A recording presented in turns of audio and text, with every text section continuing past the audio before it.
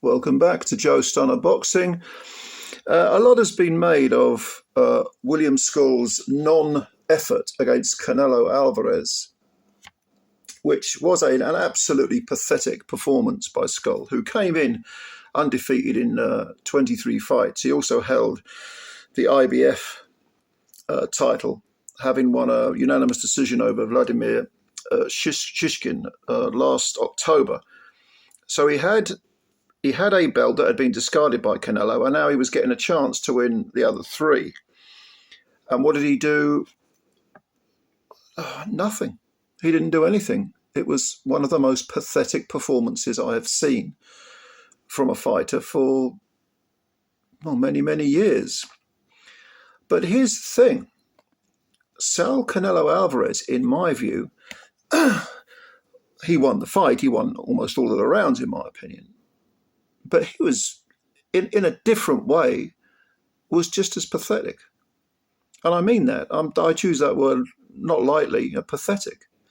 Because here you have someone who is considered by most people to be at least a top 5 pound for pound fighter. Someone who is in against an unheralded fighter who's not throwing anything at you. And what did he do, Canelo? He plodded around the ring, almost like an old man, quite content to just, fire the odd menacing body punch, fire the odd overhand right, and blame it all on Scull. Now, okay, I understand fully that it is very, very difficult for an offensive fighter or for someone that just wants to box to look good against someone who is so completely and utterly disinterested in having either a fight or a boxing match or anything in between. So yes, I get it. It's difficult to look good at. I mean, I watched one of G-Man's videos, and he mentioned Paul Butler against Inoue. It's a very, very good example, I thought, where Butler just had no intention of winning, just wanted to survive. It was for all the marbles, just as this was, for all the belts. And Butler just skirted around the ring, and eventually Inoue caught him on the ropes and knocked him out, thank God. And it was a disgraceful non-effort from Butler, disgraceful, just as William Scull's performance was disgraceful. I mean, Scull got paid. How much did he get paid? We must be talking a few million. But as for Canelo, how much is he getting paid for this? I couldn't even guess 20 million. And this was a Riyadh card, which was a pathetic card from top to bottom. But Turki Al-Sheikh, when he began sort of throwing the money around, and we had all those incredible, fantastic cards. I mean, I can't believe if he was in any way sincere about matching the best against the best, about giving the fans what they want, that he could have been anything other than absolutely outraged, not just at William Scull, who I never want to see in a boxing ring again. I don't want to hear that guy's name again, all right?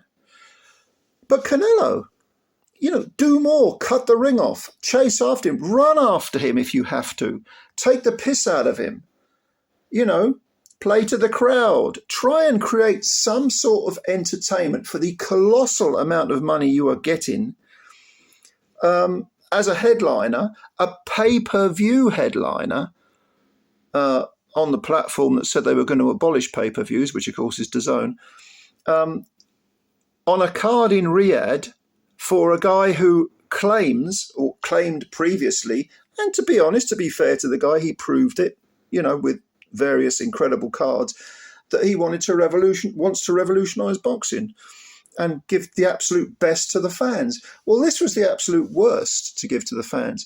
And Canelo don't get off the hook here just because Scull was incredibly bad.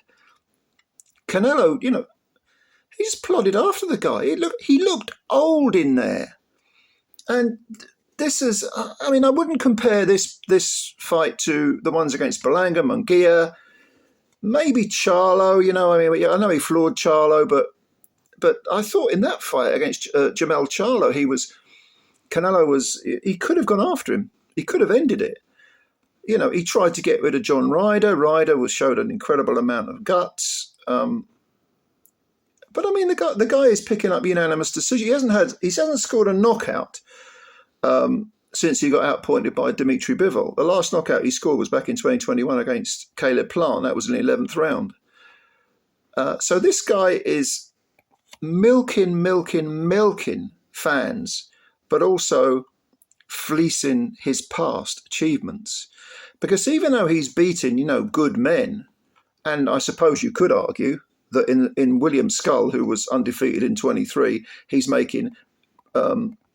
revealing that certain contenders are pretenders. I mean, Scull he held the IBF belt. Don't even talk to me about the IBF's rankings and so on. Belanga, Munguia, they're good fighters. They gave him a good tussle. He floored them both. But I expect more from a guy who is being paid that amount. It's on pay-per-view. I didn't pay for the pay-per-view, but that's by the by. Lots of people did. I know. I spoke to one American guy. He said he's paid $60 for this shit. Again, on DAZN, the platform that Eddie Hearn told us all was going to abolish pay-per-view, was going to make it redundant, unnecessary. So Canelo, now is this a case of him having regressed? He's just, what is he now, 34 now? I don't know when he turns 35. I think it's this year, but I could be wrong. And he has had, 67 fights, 63 wins, 2 draws, 2 defeats. But,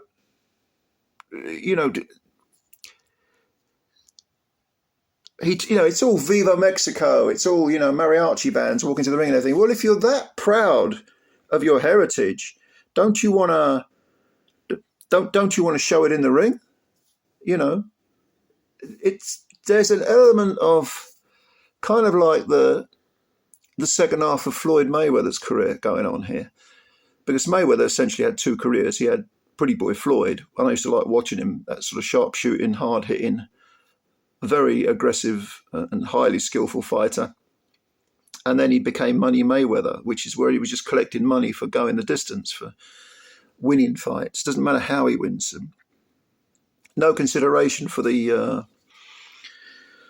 public, for the paying public. $100 to watch me fight Manny Pacquiao on pay-per-view in a fight that was about 3 or 4, 5 even years beyond its sell-by date. Yeah, give me that. Give me $100 to watch it. And then you make no effort to make it any kind of entertaining event. It's an event, but it's not an entertaining one. $100 to watch me fight Conor McGregor. I mean, come on, man. This is garbage. And Canelo seems to have slipped into this mode where, I am Canelo. I can pick and choose who I fight. Well, I'm beginning to think it's kind of obvious why you avoided David Benavidez and David Morrell, both of whom I would have given a very good chance of beating you at this particular point of your career. I've never bought into the idea of Canelo being the greatest Mexican fighter ever. I think he's good. I think he's very good. But better than Julio Cesar Chavez? A lot of people cite certain others. Ricardo Lopez is very, very good, although he fought at such a low weight, minimum weight. Well, it's minimum weight at light fly, wasn't it? Straw weight. So people don't really know about the quality of the opposition. But I don't have Canelo up there.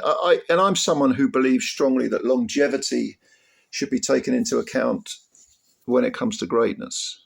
A lot of people talk about Salvador Sanchez being the greatest Mexican fighter ever, and he was great. There's no doubt he was great. But because he died so young, I always think that I don't mean this disrespectfully to the man, but when I am assessing historical standings, longevity counts for a lot. And Sanchez, he had a lot of fights for a guy who died at 23. But I've always gone for Julio Cesar Chavez Sr. as the greatest Mexican fighter ever, and that is because of the longevity of his achievements.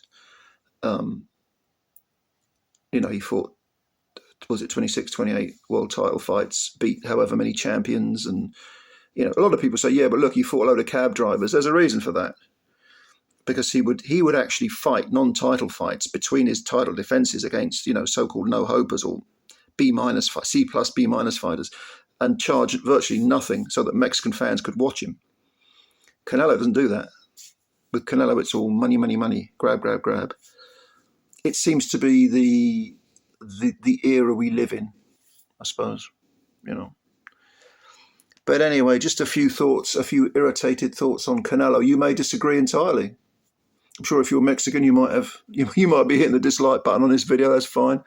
It's up to you. I'm just giving my opinion. I'm not saying you ain't got the right to have an opposing view, but let me know what you think. Give me your comments below, and I'll have a read of them.